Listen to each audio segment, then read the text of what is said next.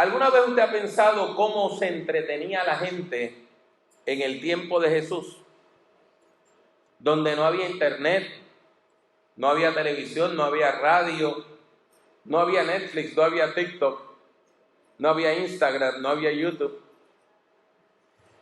Pues la gente se entretenía hablando. Eso es lo que hacía la gente. La gente lo que hacía era hablar. Y no solamente hablar, sino que escuchaban a otras personas hablar. Si usted se fija, es más o menos lo que nosotros hacemos. Lo que pasa es que antes usted tenía que ir físicamente a donde la gente estaba hablando.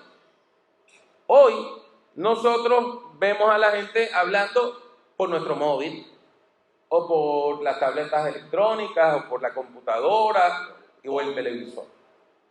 En el mundo antiguo, la conversación entonces era el medio principal de comunicación y de diversión.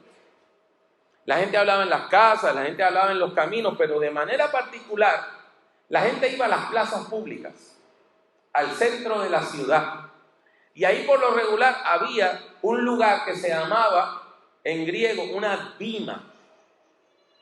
Y era como un pequeño podio, templete, que tenía unos cuantos escalones y usted subía y en la parte de arriba usted se colocaba para hablar. Y la gente hacía fila para hablar. En Atenas, la bima no era algo pequeño, sino era toda una piedra enorme que se llama la colina de Marte.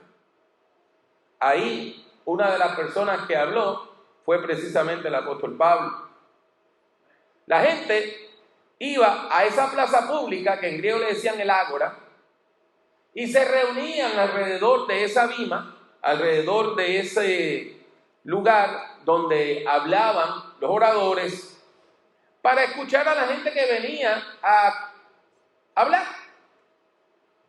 Y habían toda una cantidad de personas que venían a hablar. Algunos estaban vendiendo cosas, eran vendedores.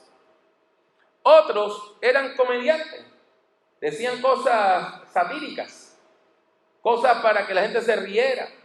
Hacían sobre todo sátira política, igual que hacemos hoy. Y a veces venían filósofos que venían a hablar acerca de cómo ellos veían el mundo y la realidad. Allí en esas plazas se compartían ideas, se debatían teorías y se discutían, por ejemplo, el origen del alma, o se discutía qué es la justicia, o venían personas hablando de cuáles eran los poderes y las limitaciones de los poderes de los dioses, y algunas personas venían a hablar del destino, cuál es el futuro, qué es lo que nos depara el futuro. En el mundo grecorromano, ese mundo donde la gente adoraba la palabra bien dicha, había una disciplina que se estudiaba. La gente rica, porque el pobre no podía, pero la gente que tenía plata, desde pequeños le enseñaban una disciplina a sus hijos. Usted ha escuchado la palabra, la retórica. La retórica. Eso es una disciplina de estudio. La idea era hablar de manera elegante, con una lógica impecable, y demostrar sabiduría en lo que usted hablaba, porque cuando usted demostraba sabiduría, usted quería demostrar que usted era una persona de valor. Si usted hablaba bien, si usted hablaba de manera lógica, usted tenía autoridad, usted mandaba. Y por eso es que la gente adinerada mandaban a sus niños a las escuelas a estudiar retórica. La retórica se define como el arte del bien decir. El arte del bien decir. De dar al lenguaje, ya sea escrito o hablado, eficacia para tres cosas: deleitar, persuadir o conmover. Y eso es lo que buscaban estos oradores. Ya sea que usted disfrutara lo que ellos estaban diciendo, o convencerle, persuadirle de que usted comprara algo o hiciera algo, o tocar la fibra del corazón y que usted se quebrantara y se conmoviera. Como usted se puede imaginar, los primeros cristianos vieron las plazas públicas como un lugar perfecto para hablar del Evangelio de Jesucristo. Hacían fila y se colocaban entre los vendedores y los comediantes y los filósofos para subir a estos lugares a hablar del Evangelio de Jesucristo. Se colocaban en las plazas, ahí al lado del resto de las personas que iban a hablar. Pero ellos, en vez de estar hablando de política o de sátira o de algo que querían vender, venían a hablar de un carpintero judío que había sido crucificado y había resucitado. Usted se puede imaginar la reacción de la gente. En el mundo grecorromano, la idea de que alguien volviera de los muertos no tenía sentido. Ellos pensaban que el cuerpo era algo malo. Pues ¿para qué alguien va a volver a meterse a un cuerpo malo? Y rechazaban esa idea. Hay algo que quizá usted nunca ha oído. Yo lo aprendí este año. Y es lo siguiente. La palabra resurrección en griego es anastasia. Entonces, cuando algunos predicadores cristianos hablaban de la resurrección de Jesús, de la anastasia de Jesús, habían personas que decían, no, él está hablando de una pareja de dioses. Uno se llama Jesús y su esposa se llama Anastasia. Porque no entendían lo que estaban diciendo. El punto era que las personas, sobre todo las más educadas, veían el Evangelio y decían, ¿qué tontería es esta? Esto no tiene sentido. Para ellos, la idea de que una persona crucificada fuera el Salvador del mundo no tenía sentido. Déjenme explicarles por qué.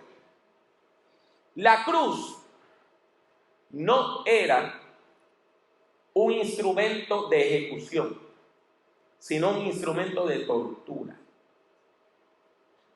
Si usted va a matar a alguien, si usted va a ejecutar a alguien, hay formas mucho más rápidas de hacerlo. Una persona podía estar crucificada hasta 4 días antes de morir, dependiendo de la paliza que le hubieran dado antes de crucificarla. Nosotros sabemos que a Jesús le dieron una paliza enorme y por eso duró horas en la cruz. ¿Por qué entonces, si no es la forma más fácil de matar a alguien, pasaban por todo ese trabajo de poner una persona en una cruz y subirla en lo alto? Era para aterrorizar a la gente. Era para decirle a la gente, ustedes no se rebelen porque miren lo que les espera, una cruz. La cruz era un instrumento de terror. La idea era meterle miedo a la gente, que la gente tuviera pánico, que la gente tuviera temor.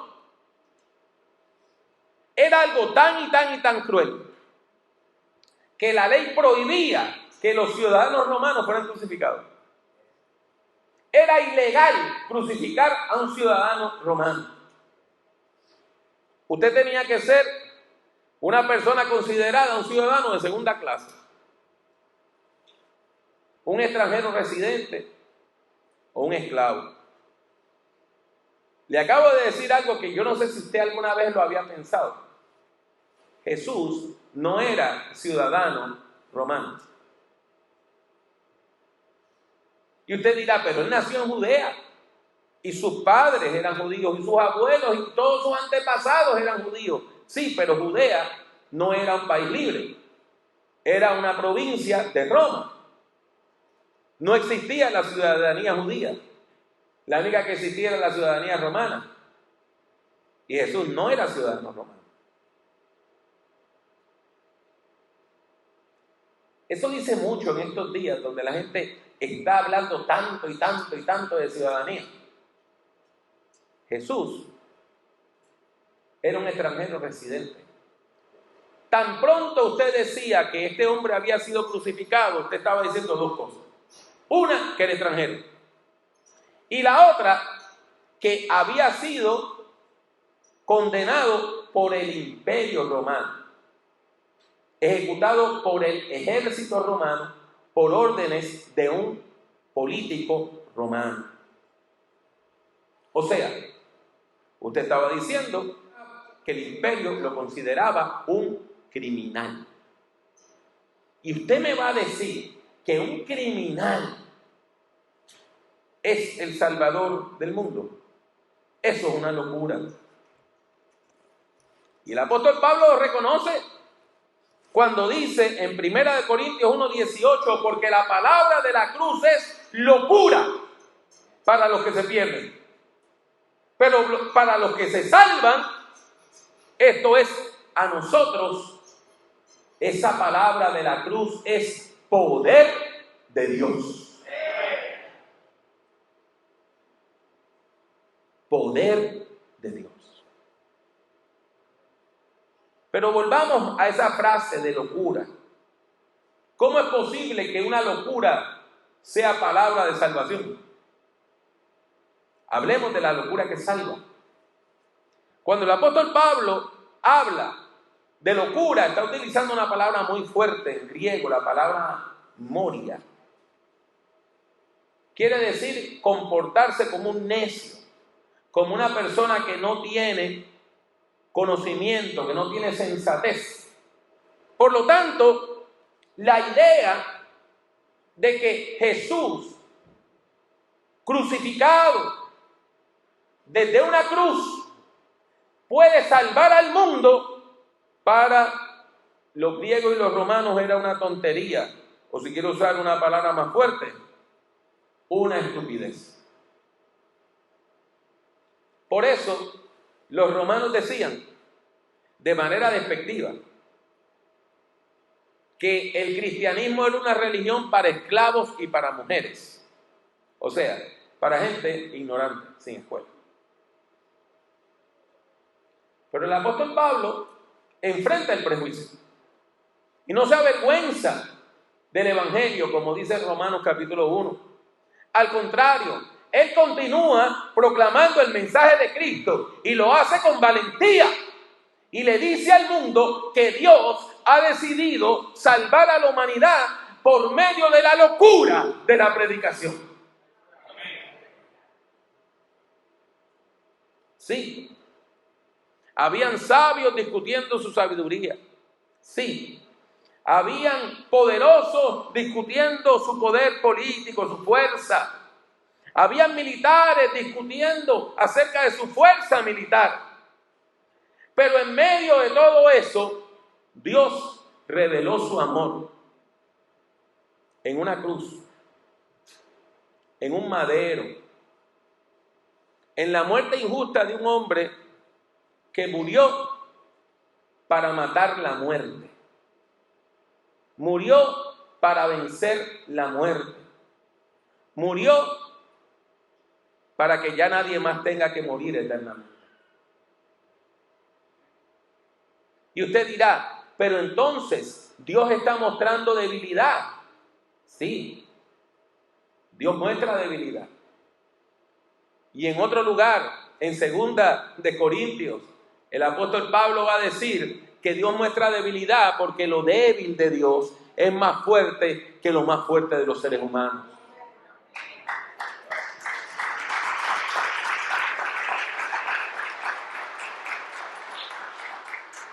Si el evangelio es locura, es la locura divina, es la divina locura que nos da poder para transformar el mundo en el nombre de Jesucristo. Usted sabe, el Nuevo Testamento no fue escrito en español, fue escrito en griego. Y en griego hay dos palabras que el Nuevo Testamento traduce como poder. Una, si yo le digo cuál es, usted la puede asociar con palabras en español. Es la palabra dinamis. ¿A qué le suena eso? Existe algo que se llama un dínamo, que da vuelta. Una persona, ¿verdad?, con mucha iniciativa, usted dice que es dinámica. Y hay algo que explota, que se llama ¿cómo? La dinamita.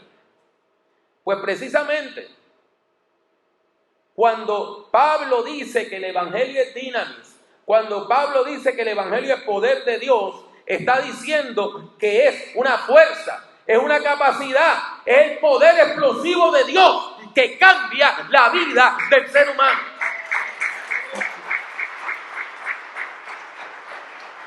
ahora usted entenderá mejor por qué Pablo dice en Romanos, porque no me avergüenzo del evangelio. ¿Por qué? Porque es dinamis de Dios, porque es poder de Dios, porque es dinamita de Dios para salvar a la persona pecadora. Y nosotros predicamos este evangelio, que es este poder de Dios para transformar vidas, es este poder de Dios para cambiar vidas, que cuando una persona lo ha tratado todo, y lo ha tratado todo, y lo ha tratado todo, y está a punto de darse por vencida, la palabra de Dios dice, no te des por vencido, porque la última palabra la tiene aquel que tiene dinamis, poder sobre todo.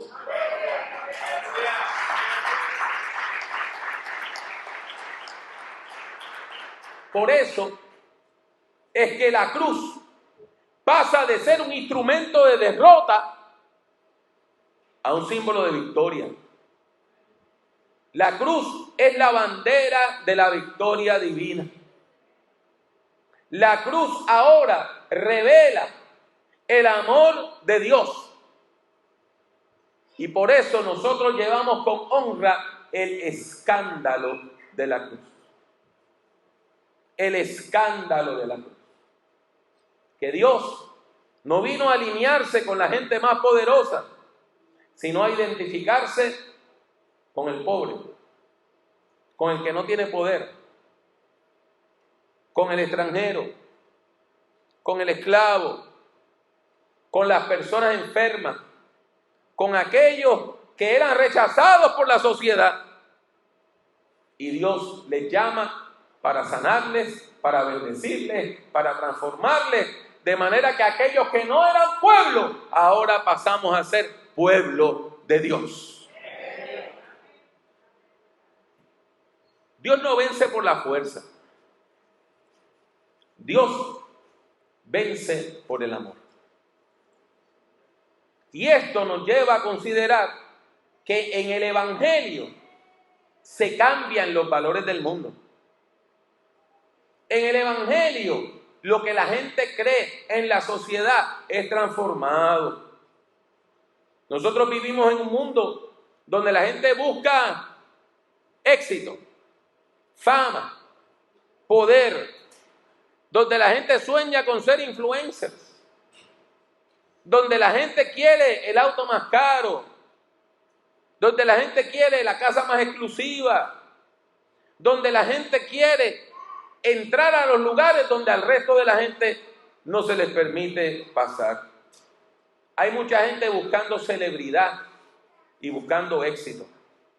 Y cuidémonos de que tenemos dentro de la iglesia personas que quieren ser celebridades cristianas.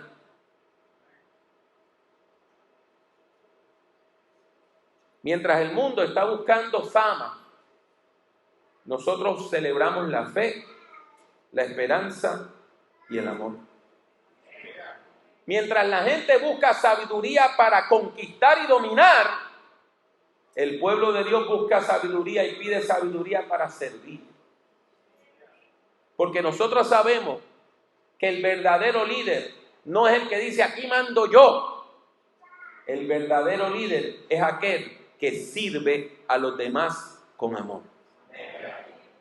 Por eso, Pablo pregunta con ironía, ¿dónde está el sabio? ¿Dónde está el escriba? O sea, la persona que sabe leer y escribir, el abogado, los administradores. ¿Dónde está el disputador de este siglo? La gente que eran expertos en subir a esos lugares para tener debates. Y dice, ¿no ha enloquecido Dios la sabiduría del mundo? Dios ha transformado esta lucha que tenemos con la sociedad.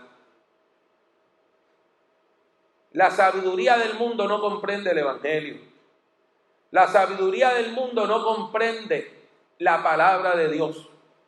La sabiduría del mundo no puede comprender por qué una persona que pudiera tener éxito en los negocios lo deja todo para seguir a Cristo y abrazar el ministerio. No entienden cómo vivimos. No entienden cómo es que usted va a un lugar y ofrenda. ¿Para qué? ¿Por qué no se queda usted con esa plata? Porque no entienden que para nosotros todo es de Dios. Y cuando nosotros ofrendamos, no estamos dando de nuestro dinero para Dios, sino que le estamos devolviendo a Dios un poquito de lo mucho que nos ha dado.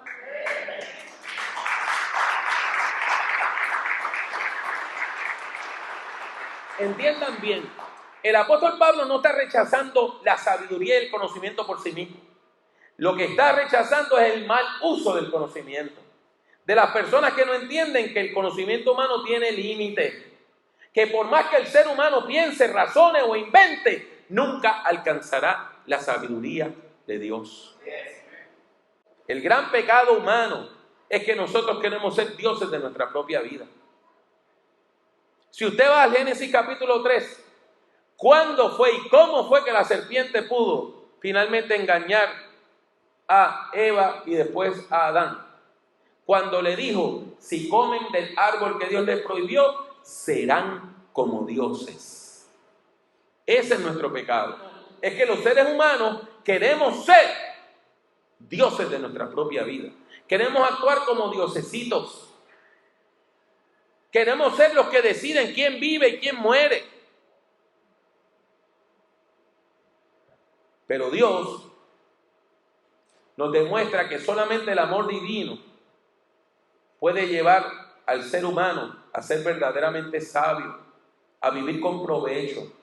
Solamente el amor divino puede ayudarnos a sobrepasar el pecado y sus consecuencias y establecer una relación con Dios. Los judíos del tiempo de Pablo pedían señales y los griegos buscaban argumentos filosóficos, pero Pablo predicaba algo distinto. Capítulo 1:23 de Primera de Corintios, Pablo dice, nosotros predicamos a Cristo crucificado. Para los judíos tropezadero y para los gentiles, locura. A los ojos del mundo, lo que nosotros hacemos no tiene sentido. Pero para aquellos que hemos conocido a Dios, Cristo es poder de Dios y Cristo es sabiduría de Dios.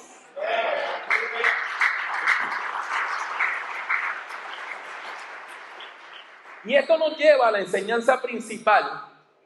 La sabiduría no es una idea, no es una doctrina, no es una filosofía que usted encuentra en un libro o en una conferencia que ve por YouTube. La sabiduría es una persona. Es Jesús. La sabiduría no es un algo, es un alguien. Y para nosotros obtener verdaderamente la sabiduría, tenemos que entrar en una relación con Dios por medio de Jesucristo en el poder del Espíritu Santo. Se lo vuelvo a decir. Para ser verdaderamente sabios, necesitamos entrar en una relación de amor, amistad y obediencia con Dios por medio de la obra de Cristo en el poder del Espíritu Santo. En muchas maneras esto venía profetizado desde las páginas del Antiguo Testamento. Cuando usted va a Proverbios capítulo 1 del 20 al 33, se habla de la sabiduría como una mujer que va gritando por las calles, invitando a la humanidad a escuchar su voz. Y dice que quien atienda a su palabra alcanzará la vida, pero quien la rechace camina hacia la destrucción. Pablo toma esa imagen y nos dice que esa sabiduría que en el Antiguo Testamento gritaba en las calles, ahora se ha hecho carne, se ha encarnado en Jesús de Nazaret. La palabra sabiduría en griego es Sofía. Así que si usted conoce a una mujer que se llama Sofía, se llama sabiduría. Pues Cristo es la sabiduría de Dios, la Sofía divina, hecha ser humano. Es la voz de sabiduría que nos llama a entrar, a reconciliarnos con Dios, que desde la cruz nos llama a cambiar nuestra manera de vivir.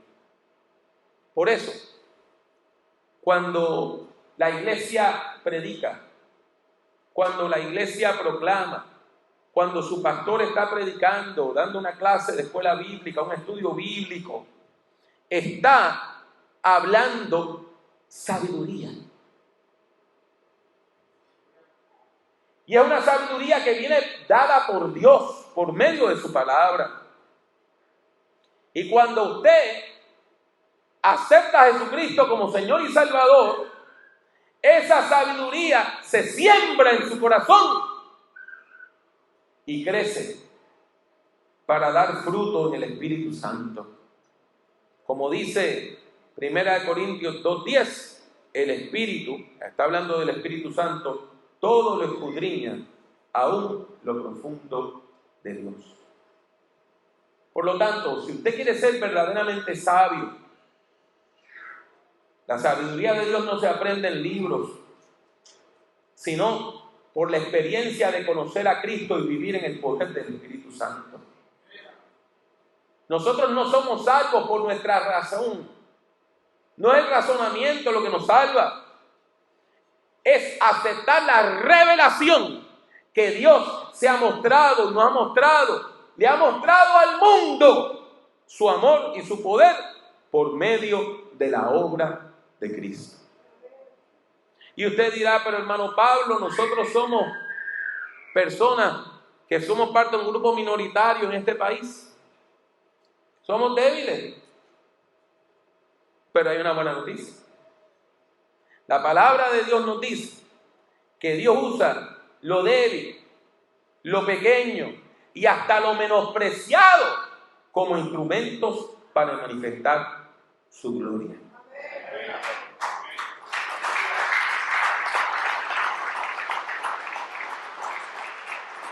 Y este patrón está en las Escrituras. Dios llamó a un anciano que no podía tener hijos, Abraham, y lo utilizó para forjar un nuevo pueblo, tan grande que no se puede contar. Dios llamó a un muchacho, esclavo y preso, José, para salvar a Egipto. Dios usó a un muchacho que pastoreaba ovejas y cuya única arma era que sabía tirar piedras con una honda para derrotar al gigante Goliat. Dios usó a David. Dios llamó a una muchacha campesina, adolescente, María de Nazaret, para llevar al Salvador en su vientre. Por eso no debe sorprendernos que Dios se hizo carne en la figura de Jesús de Nazaret y que por medio de la vida, la obra, las enseñanzas, los milagros, la muerte y resurrección de ese carpintero crucificado, Dios ha redimido al mundo. Todos estos ejemplos siguen la misma lógica divina. Dios cambia los valores de este mundo. Dios invierte los valores de este mundo. ¿Para qué? Para revelar su gloria.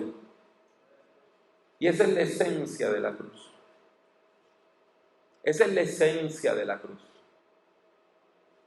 Que Dios puede utilizar lo más débil para mostrar la plenitud de su poder. Mis hermanos y mis hermanas, nosotros seguimos predicando este evangelio que para el mundo es locura. Este evangelio que para el mundo es locura, lo seguimos predicando. En nuestro derredor hay personas que siguen buscando éxito, o placer o poder.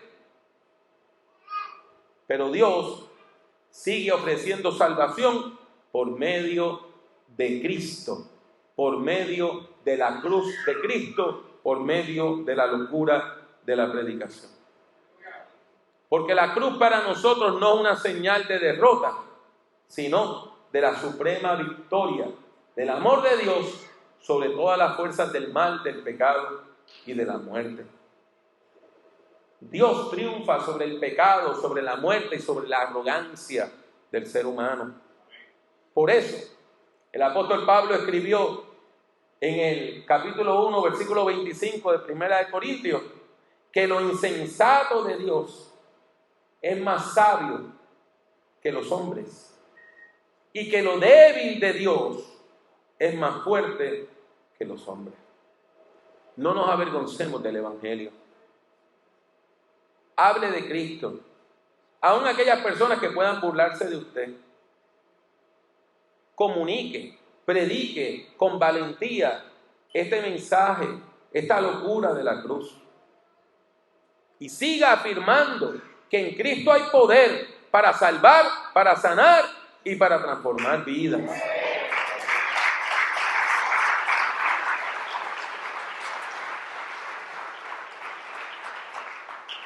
Recordemos que la verdadera sabiduría no está centrada en el saber mucho, sino en el amar mucho. Amar como Cristo nos amó. Porque Jesús no solamente habló de la sabiduría, sino que la demostró con su vida, con sus enseñanzas, con su muerte y sobre todo con su resurrección. ¿Y usted se atreve a creer en esta locura? ¿Usted se atreve a creer en esta locura? ¿Usted se atreve a confiar en que ese carpintero crucificado hoy reina sobre el universo desde el madero? Hoy, la voz de la sabiduría de Dios, o sea, la voz de Cristo, sigue clamando en las calles, en los templos, aún en las redes sociales, y le dice a la gente: ven a mí y vivirás. Por lo tanto, en esta mañana vamos a darle gracias a Dios porque se ha revelado a nosotros por medio de la locura de la predicación. Porque nos ha revelado en Cristo la sabiduría divina. Porque Jesucristo, que venció la muerte y está aquí con nosotros hoy, sigue enseñándonos a vivir con provecho. No solamente en este mundo, sino a vivir por toda la eternidad.